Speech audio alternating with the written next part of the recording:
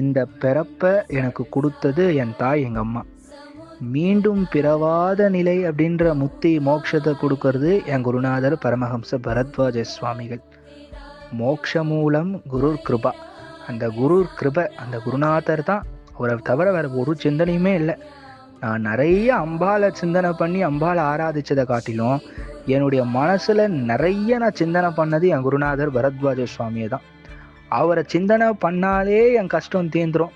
நான் எப்பெல்லாம் கஷ்டத்துல இருக்கணும், நான் சொல்லவே மாட்டேன் சுவாமிஜி கிட்ட. உடனே ஒரு ஃபோன் வரும், என்னடா பண்ணிட்டு இருக்க அப்படின்னு சொல்லி. இந்த மாதிரி நான் இந்த மாதிரி இருக்கேன் சுவாமிஜி அப்படின்னு சொல்லுவேன். அந்த ஃபோனை நீ எதுவும் இப்போ கவலைப்படாதுன்னு சொல்லிட்டு கட் பண்ணுவார். அவர் வச்சோன்னே அந்த கஷ்டம் தீர்றதோ இல்லையோ, அந்த ஒரு மன ஆறுதல், அந்த மனப்பக்குவம் மற்ற யாருக்கு கூட பேசினாலும் அது எனக்கு வராது. அந்த கஷ்டமும் எனக்கு தீர்ந்து போயிடுது. எத்தனையோ வாட்டி என் வாழ்க்கையில் இந்த அற்புதங்கள் நடந்துட்டே இருக்கு.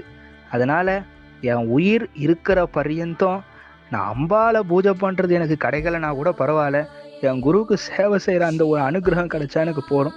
வேறு ஒன்றுமே வேணாம். வாழ வச்ச தெய்வம், என்னை வாழ வச்சுட்டு இருக்க தெய்வம். எப்போ போனாலும் தான் அம்மா வீட்டுக்கு போன இந்த ஃபீலிங் எனக்கு இருக்கும். எனக்கு ஆசிரமத்துக்கு போனேன், பக்கத்தில் உட்கார வச்சு சாப்பாடு நன்னா சாப்பிடு, சாம்பார் சாதம் போட்டுக்கோ, மோர் விட்டுக்கோன்னு சொல்லிட்டு ரொம்ப என்னை ரொம்ப கவனிப்பார். என் குருநாதர் இல்லாத இந்த உயிர், இந்த உடல் எனக்கு கிடையவே கிடையாது. என்னை வளர்த்தவர், என்னை ஆளாக்குனவர். திருப்பியும் ஒரே வார்த்தை தான், என் தோளுக்கு விழும் மாலைகள் எல்லாம் என் குருநாதர் தாளுக்கு சமானம். என் குருநாதரை நான் எங்கேயுமே நான் விட்டு கொடுக்க மாட்டேன். என் உயிர் இருக்கிற வரைக்கும் என் குருநாதனுடைய அந்த பாதார விந்தத்துக்கு சேவை செஞ்சுட்டே நான் போகணும். இதை தான் அந்த பரதேவதை கிட்ட ஒரு வாட்டி நான் ஜெபம் பண்ண போதும் கேட்கறது, குருநாதா